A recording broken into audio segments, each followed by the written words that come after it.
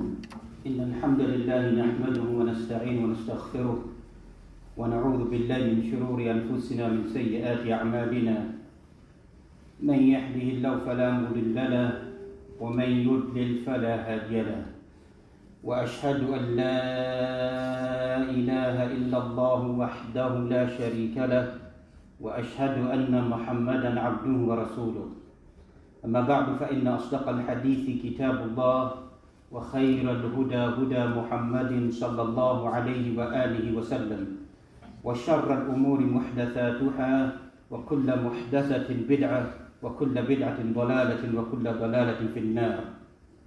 After praising Allah subhanahu wa ta'ala and sending immense greetings and salutations upon the final Prophet Muhammad sallallahu alayhi wa alihi wa sallam.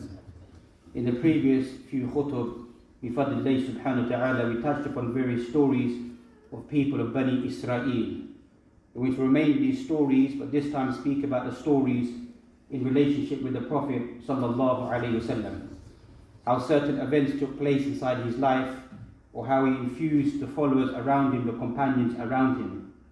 We find a depiction of stories that we find is a way of strengthening one's mind and reading into the past, as they say, or the past history. As Allah subhanahu wa ta'ala mentioned inside the beginning of Surah Yusuf, the 12th chapter of the Quran, these 111 verses. It is the only surah inside the Quran which is a chronological order of a story from the beginning to the end. Where Allah mentioned that inside this Quran, that نحن نقص عليك أحسن القصص بما أوحينا إليك هذا القرآن وإن كنت من قبله لمن الغافلين. That this story about to narrate to you is أحسن القصص, is the best of stories that this story is. And likewise at the end of the surah Allah mentions لقد كان في قصص عبرة لأولي الألباب. In this story there is ibrah, is lessons for people to awaken and people of reflection and mind. So while the reading that we find that ulama mentioned that reading نون والقلم وما يسطرون, that reading has a great impact upon the mind of the individual. In comparison to the media world at the moment, the mind becomes a passive mind. It's not able to depict certain images and thoughts and concepts. When a person is displayed in front of a shasha, in front of a screen, it doesn't awaken the mind. But reading through history, reading through specifically the seerah of the Prophet ﷺ, it broadens the mind, it broadens the heart and the vision and the love and the devotion towards the Prophet ﷺ. That's why many ahadith have been narrated by Abu Hurairah radiyallahu ta'ala anhu, even the previous few ahadith that we mentioned. And just as a side point that we should know about the personalities of companions, because you find that these people, they attack certain individuals, whether it be non-Muslim individuals, mustashriqun, Orientalists. If you look at their da'wah, their field, they focus specifically on certain companions, whether it be our mother Aisha radiyallahu ta'ala anha or Abu Hurairah, because why they narrated the most ahadith. So if you can begin to discredit them, find discrepancies about them, about their lives, you begin to discredit thousands of ahadith of the Prophet ﷺ. As our mother Aisha narrates personal events, they begin to discredit them. Abu Hurairah narrates external events, they begin to discredit them. And likewise, الَّذِينَ يُخَالِفُونَ أَهْلَ السُّنَّةِ. And those people go against Ahlul Sunnah, which is the most strongest ta'if at the moment still, that people read the works of aqa'id, that other individuals may be planning or plotting against Ahlul Sunnah. But هؤلاء, who go against the Sunnah of the Prophet ﷺ, يَسُبُّونَ الصَّحَابَةِ, they revile and they curse. الطعن في الصحابة, they revile and they curse the companions.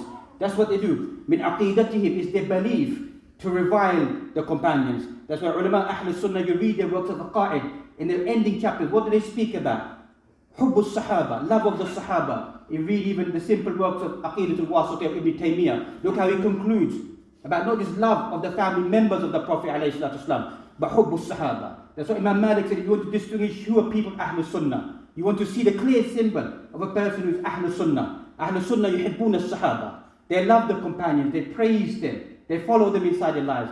And anyone who speaks ill or evil about the companions, that is a clear symbol of a person who's gone against the traits of Ahlul Sunnah wal Jama'ah. But that is a side point in itself, that discussion does not allow us to traverse that path.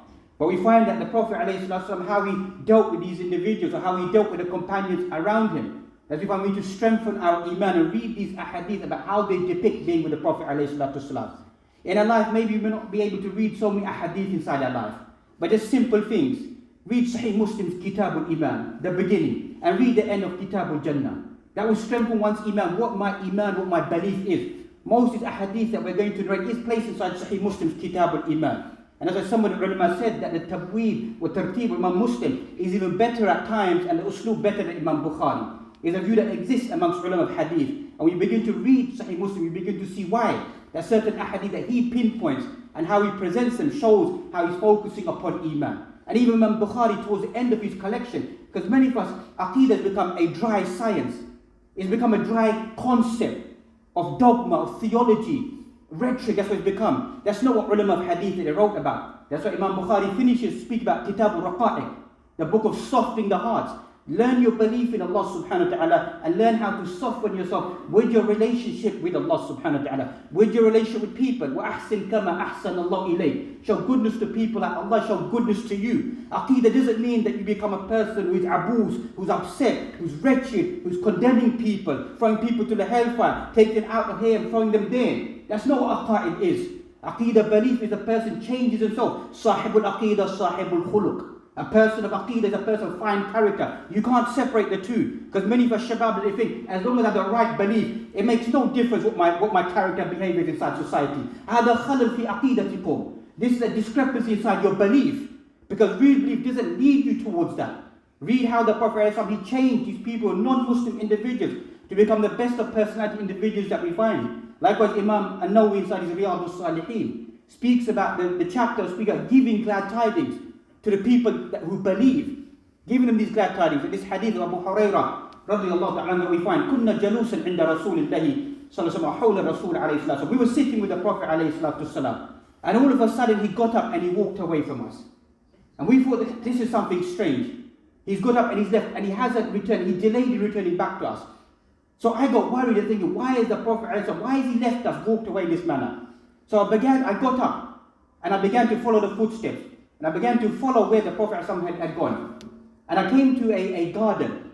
And the garden, it was a garden for one of the people of Al-Ansar that we find. The garden was concealed.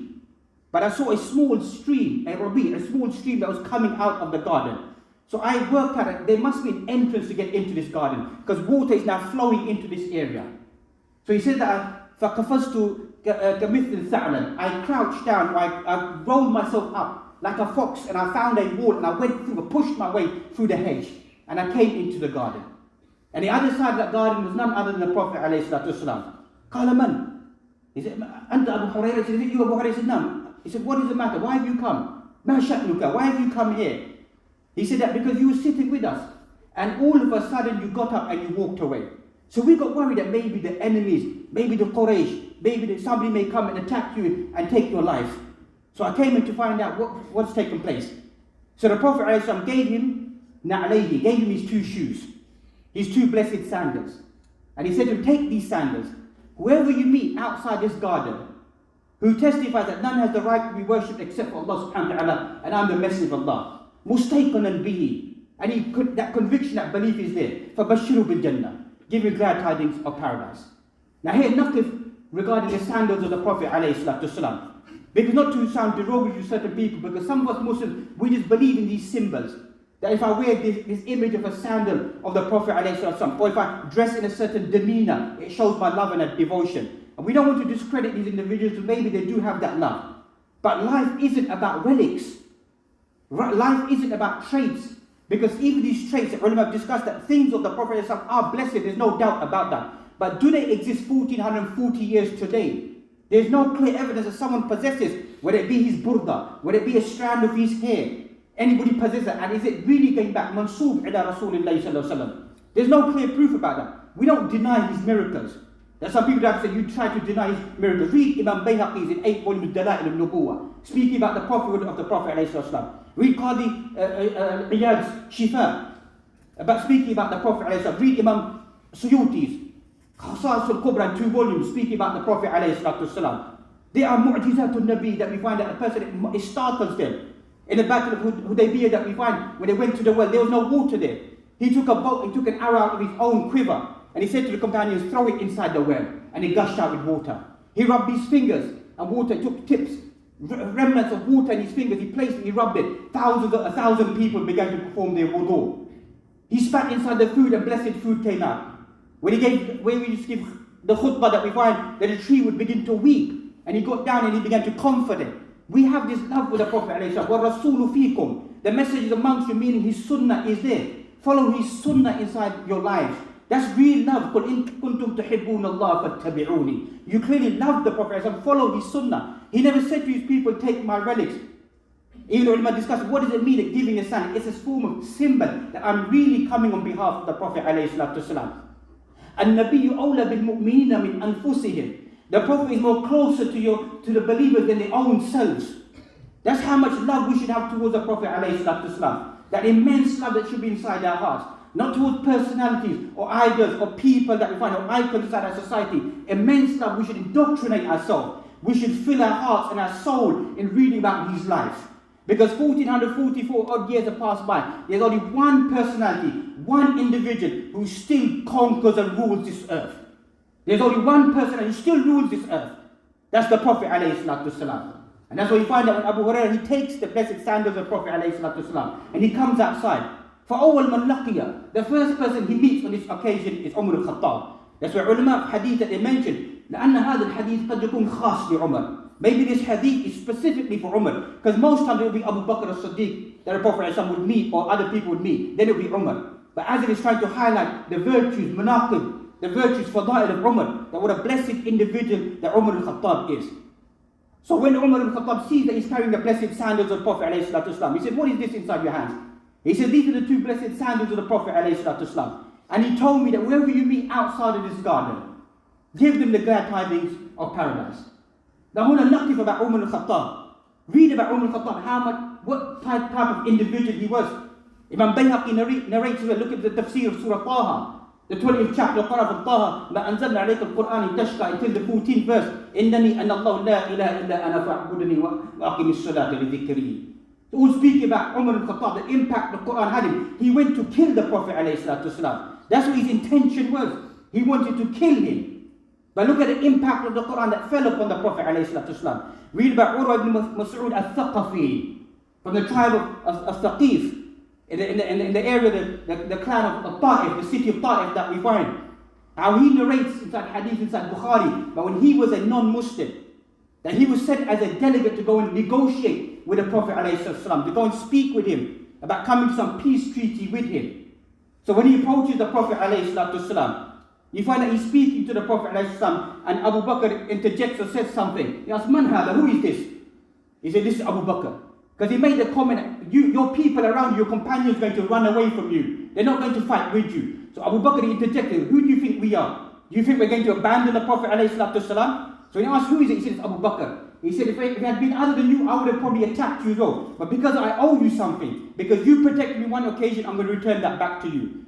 Then this individual, Urwa ibn Mas'ud al-Thaqafi, he's a non-Muslim at this time. He begins to take his hand and stretch towards and touching the blessed beard of the Prophet ﷺ. You find Al-Mughira ibn Shu'bah, who's wearing his armor and a sword inside his hand. He taps him with his hand.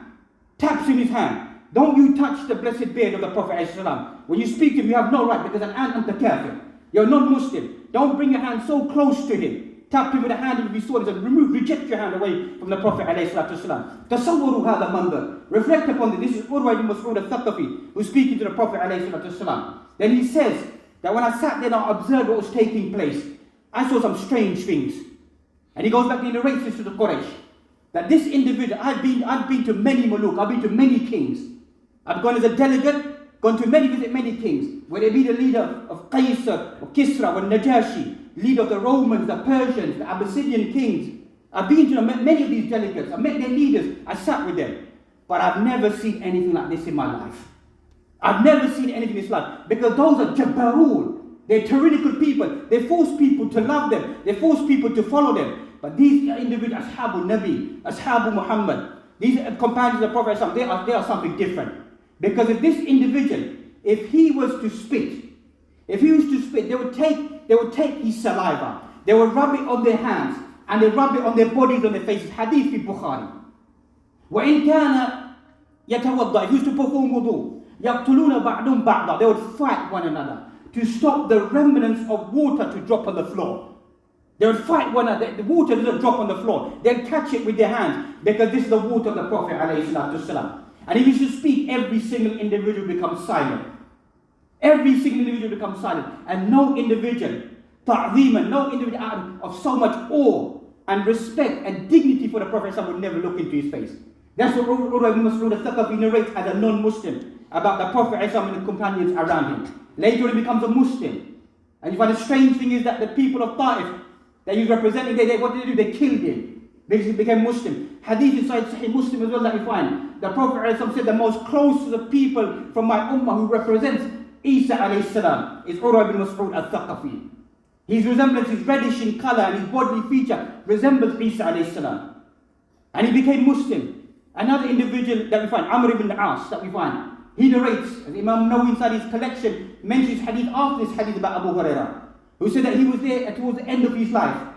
فَبَدَأَ يَبْكِي, began to weep. He turned to the wall and he began to weep. His son entered upon him and said to him, Ya Abi, لماذا تبكي? Why are you weeping? أما بشك رسول الله صلى الله عليه وسلم بكذا وكذا وكذا. Did the messenger give you these glad tidings, give you these glad tidings, give you these glad tidings? He said, yes, he did give these glad tidings. But there are 3 halat in my life. There are 3 stages in my life. And I don't know these stages that I went through inside my life. The first stage in my life. He said the first stage in my life was that the most hated individual inside my life.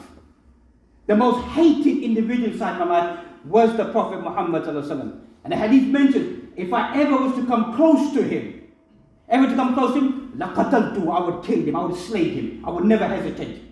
I would not hesitate to slay and kill the Prophet alayhi salatu wasalam. He said, if I died in this state, فَمَصِيرِي إِلَى النَّارِ. He said, if I died in this condition, I was going to the hellfire. لَا شَكْ فِي ذَلِكَ. There's no doubt about that. But now when he becomes a Muslim, when he enters Islam, when he came to the Prophet alayhi salatu wasalam, he approached him. And he said to the Prophet, put out your hand. The Prophet pulled out his hand and he grasped his hand. He clung onto it. He said, I'm not going to release my hand. Ashtarit. ماذا تشترط? What condition did you want? And yaghfirullah li, that Allah subhanahu wa ta'ala forgives me because I was such an enemy towards you. I want you to give me this promise that Allah subhanahu wa ta'ala will forgive me. What did the Prophet say to him? أما تعلم أن الإسلام يهدم ما قبله. Don't you know when you enter into Islam it wipes out everything that existed before? أما تعلم أما علمت أن الحجرة تهدم ما قبلها. Don't you know that hijrah, making migration for the sake of Allah subhanahu wa ta'ala, cancels out everything that existed before? أما علمت أن الحج يهدم ما قبله. And Hajj, performance Hajj wipes out everything previous inside your life. This is Hurairah ibn Mas'ud al-Thaqafi. So this is Amr ibn As. He said, now when Islam entered into my heart, I said, if I died in this condition, then I would perceive myself as being amongst the people of paradise. Look at the transformation that the Prophet he had upon his companions. يُخْرِجُ مِنَ الظُّلُمَاتِ إِلَى النُّورِ. He takes people out of the realms of darknesses to the light. That's what the Prophet is. His whole context of his life that we find. Because we've just codified his life. Just like people have codified their life on these relics and these symbols. We've done the opposite extreme. That our life is just certain symbols. Certain symbols that we display and say, this is all that the life of the Prophet ﷺ is about. It is about that, but far beyond that. It's far beyond that. It's a far deeper perception that many of us are lost away because we don't read about his life. We don't study his life in great detail. We don't see that the type of personality, individual, the foresight, the wisdom, the understanding, the perception that he had, that even certain actions that we would cringe at inside our lives. Somebody urinated inside the masjid. Look at the etiquettes of the Prophet ﷺ. Look at someone came and dragged the cloak, the mantle of his neck and left a scar upon him. Look how he dealt with this person. Look how the Quraysh, they persecuted, they oppressed him throughout his life. When people, they write, the Orientalists, they write that he was a person who's wahshi, may Allah forbid, person who's barbaric in his nature, bloodshed and killing. The Prophet ﷺ, he only killed one individual inside his life. He only killed one individual inside his life who is justified to be killed. Other than the Prophet ﷺ, وَمَا أَرْسَلْنَاكَ إِلَّا رَحْمَةً لِلْعَالَمِينَ. We don't send you except for mercy to mankind. وَمَا أَرْسَلْنَاكَ إِلَّا كَافَةً لِلنَّاسِ بَشِيرًا وَنَذِيرًا وَلَكِنَّ أَكْثَرَ النَّاسِ لَا يَعْلَمُونَ. We send you as a bashir, glad tidings, warning to people, giving people good things. لَقَدْ جَاءَكُمْ رَسُولٌ مِّنْ أَنفُسِكُمْ عَزِيزٌ عَلَيْهِ مَا عَنِتُّمْ حَرِيصٌ عَلَيْكُمْ بِالْمُؤْمِنِينَ رَءُوفٌ رَحِيمٌ. And the Surah Tawbah that we find. There's come a message from amongst your own self. It worries him, it troubles him. While you're not coming towards guidance, you're straying away from his path. Forever pitiful and merciful upon you. That's who the Prophet ﷺ he was. That's why he made his character so unique. وَإِنَّكَ لَعَلَى خُلُقٍ عَظِيمٍ. Your character is so sublime. That's what Ibn Juzay tells me inside his tafsir. يستخرج أكثر من 20 فوائد. More than 20 benefits from this one verse. وَإِنَّكَ لَعَلَى خُلُقٍ عَظِيمٍ. This Andalusian scholar that we find about the Prophet ﷺ. وَرَفَعْنَا لَكَ ذِكْرًا. We raised high your remembrance. لَقَدْ كَانَ لَكُمْ فِي رَسُولِ اللَّهِ أُسْوَةٌ حَسَنَةٌ. Whoever believes in Allah on the last day, then follow the Prophet ﷺ. And that's the impact that he had upon these individuals. So when Umar al-Khattab, he's given these glad tidings, look at many of us, the opposite. فَلَا تُزَكُّوا أَنفُسَكُمْ هُوَ أَعْلَمُ بِمَنِ اتَّقَى. You think Umar al-Khattab, when he's giving these glad tidings, he said, well, that's it, the end of my life. I've been given glad tidings of paradise, I should accept that. That's how we walk around inside our lives. And it's something that we should not hide away from the fact. We have a sickness inside our society that needs to be dealt with clearly inside our society. Just because you practice Islam, it does not give you no right to paradise. It doesn't give you no right to paradise. And to think another Muslim won't go to paradise. يُعَذِّبُ مَنْ يَشَاءُ وَيَغْفِرُ لِمَنْ يَشَاءُ. Allah punishes whom He wants. And He forgives whomever He wants. That's for Allah subhanahu wa ta'ala. It's not for any human being to make that judgment upon another Muslim inside their life, to begin to traverse the path, to make judgments about other individuals inside life, because that's what we become. Our whole da'wah, our whole focus inside life is just being judgmental about other people inside our life. That's all that we focus upon. Why don't we focus upon the Prophet ﷺ, to take those lessons from himself, how he dealt, how he taught people to live inside their lives. So you find that Umar al-Khattab, he could have taken this and said, that's me, I'm going into paradise.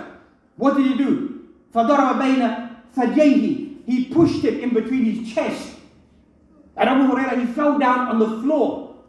He said, what is this? I'm giving you glad tidings of paradise and you're pushing me away, you're hurting me. So he went back to the Prophet ﷺ, and he said that as if he was weeping. Tears were rolling, coming down his eyes, a grown man. Because Umar al-Khattab was a strong personality. Just a slight shove, he felt the pain of that. So he comes back to the Prophet ﷺ, and the Prophet ﷺ said, what's the matter? What happened? He said, did you not tell me to go? Did you go and tell me to give people the glad tidings? Whoever I meet outside his garden, give them glad tidings of paradise. He said, yes, I did. He said, so I met Umar al-Khattab, I gave him these glad tidings. And he's now coming, following me, quickly coming behind me. And this is what he done to me. So when Umar al-Khattab, he enters, he asks the question, or the Prophet asked him that question, what happened, Ya Umar? What's the issue? Did I gave these glad tidings to be given to people? Why are you doing this? He said, Ya Rasulullah, don't do this. Don't give people the glad tidings. Allah yattakilu. Because people are going to become lazy and complacent. So the Prophet said, فَخَلِّيهِمْ. Leave them alone then. So this shows that we began with life, being a Muslim isn't complacency. That my mother is a Muslim, my father is a Muslim, so-and-so is a Muslim, or I'm a Muslim by default. So by default, that's it, I will go to paradise. There's no need to do any action. There's also trickling inside many of us Muslims, that we don't need to do actions inside our life. Just because I believe, just like Al-Yahud wal Nasara, by default, I'll go to paradise. Yes, somewhere along the line, you will definitely go to paradise. But you find that you could be punished. You could be punished for the lack of actions and belief inside Allah or regarding Allah subhanahu wa ta'ala. وَقُولُوا قَوْلِ هَذَا وَاسْتَغْفِرُ لَي وَلَكُمْ وَلِجَمِيعِ الْمُسْلِمِينَ فَاسْتَغْفِرُوا إِنَّهُ هُوَ الْغَفُورُ الرَّحِيمُ.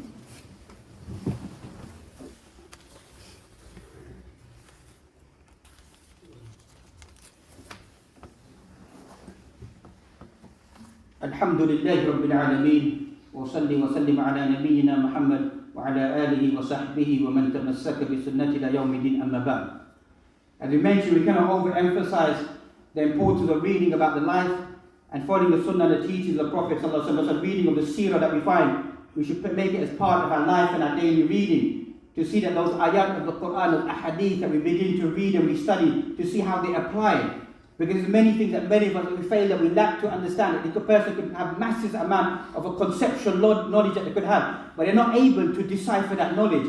They're not able to implement that knowledge in the society that live around them. And this is something far and wide that we're lacking, especially in the current environment that we live in. The way that people are behaving and conducting themselves, how people are going aloof and far away from the teaching of Islam and far away from the sunnah of the Prophet ﷺ. As we begin to squabble amongst our own souls and argue amongst ourselves, you can see how the masses of people, that they're drifting away, going further and further. So many people, you find these comments are made, that if you people of religiosity or religious people that you find inside society, this is how you conduct yourself. You don't greet one another, you don't give salam to one another, you show hatred towards one another, you don't sit with one another, you don't talk to one another.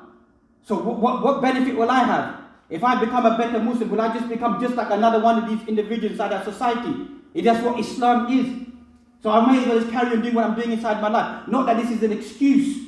Not that this is an excuse. But unfortunately, people, by human nature, have a different psyche and development inside their life. And we need to live in the world that we live in. To understand that people of sunnah, people of goodness and kindness, all based upon the Prophet's teaching, sallallahu alaihi wasallam, that infuses them. That's why he trained personalities. He said Ali ibn Abi Talib is one individual. Mu'adh ibn Jabal is one individual to the people of Yemen. Single personality, single individual that begin to infuse inside society, had an impact inside society and began to change people inside society. And that's what our role should be. That the people that we live in, give them tabshir, give them bushra, give them glad tidings, work upon their emotional feelings, their belief, their concept, encourage them to come closer to Allah subhanahu wa ta'ala and to adopt the teaching of the sunnah of the Prophet alayhi salatu wasalam. And look at the humility of the Prophet alayhi salatu wasalam, wherever he was. You know, if he came to a gathering, he would sit anywhere inside the gathering. No individual would recognize him.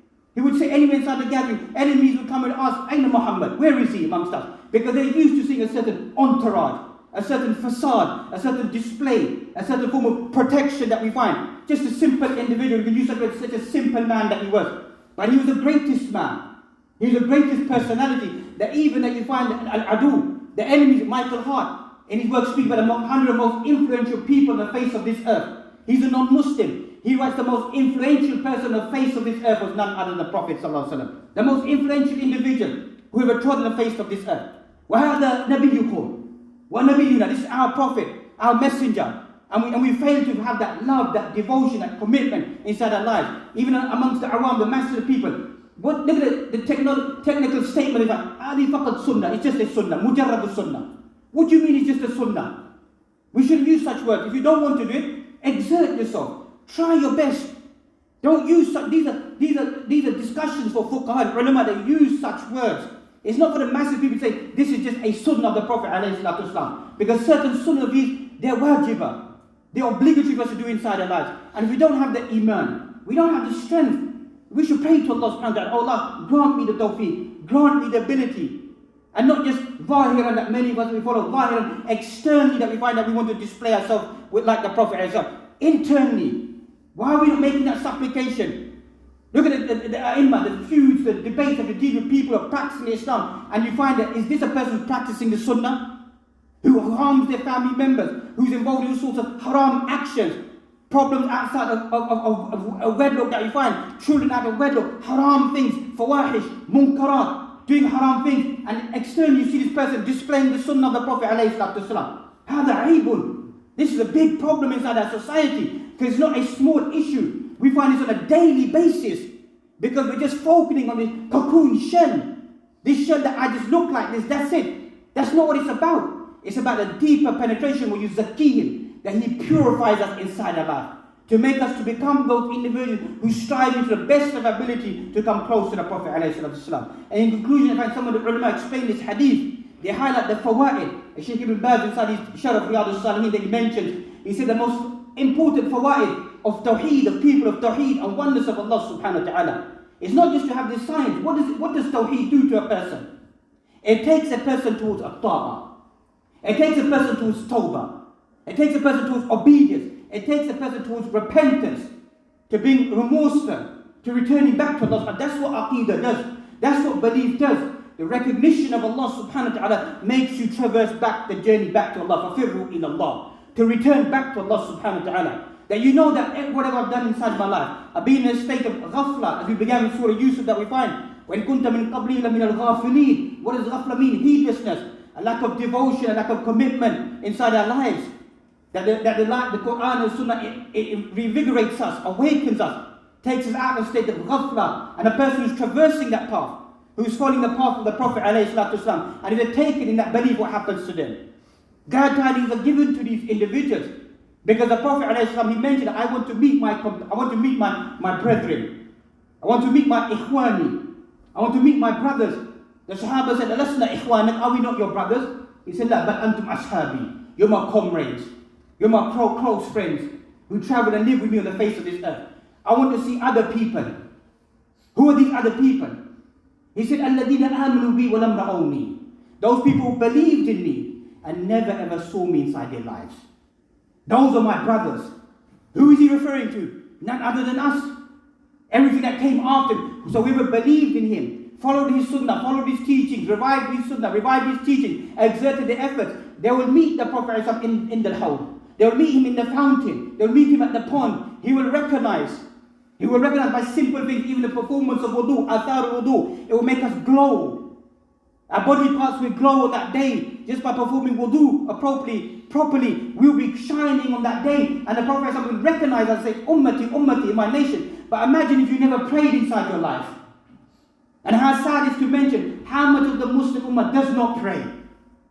How much of the Muslim Ummah does not pray. It's a fact, we shouldn't shy away from the fact. Just in Ramadan that we can see outside of Ramadan, most of the Muslim Ummah does not pray. And it shows its affiliation towards the Prophet ﷺ. And he was a person, as-salah, as-salah, wa ma malakat aymanukum. His final words, the ulama of hadith have mentioned, as-salah, as-salah, the prayer, of what your right hand possess.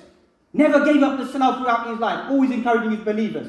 May Allah subhanahu wa ta'ala grant us all the tawfiq and ability to traverse his sunnah externally and internally inside our lives. Make us be amongst those people who are resurrected to be with the Prophet ﷺ, and are given a further grade beyond that, to get to see Allah subhanahu wa ta'ala in having a right belief in Allah. wa malaikatu yusalluna ala nabi ya ayyuhalladhina amanu sallu alayhi wa sallimu taslima. Allahumma salli ala Muhammad wa ala ali Muhammad kama sallaita ala Ibrahim wa ala ali Ibrahim innaka Hamidum Majid. Allahumma barik ala Muhammad wa ala ali Muhammad kama barakta ala Ibrahim wa ala ali Ibrahim innaka Hamidum Majid. Rabbana atina fid dunya hasana wa fil akhirati hasana wa qina adhaban nar. Rabbana zalamna anfusana wa in lam taghfir lana wa tarhamna lanakunanna min الخاسرين. ربنا اغفر لنا ولإخواننا الذين سبقونا بالإيمان ولا تجعل في قلوبنا غلا للذين آمنوا ربنا إنك رؤوف رحيم. ربنا افرغ علينا الصبر وثبت أقدامنا وانصرنا على القوم الكافرين. ربنا لا تزغ قلوبنا بعد إذ هديتنا وهب لنا من لدنك رحمة إنك أنت الوهاب. ربنا هب لنا من أزواجنا وذرياتنا قرة أعين واجعلنا للمتقين إماما.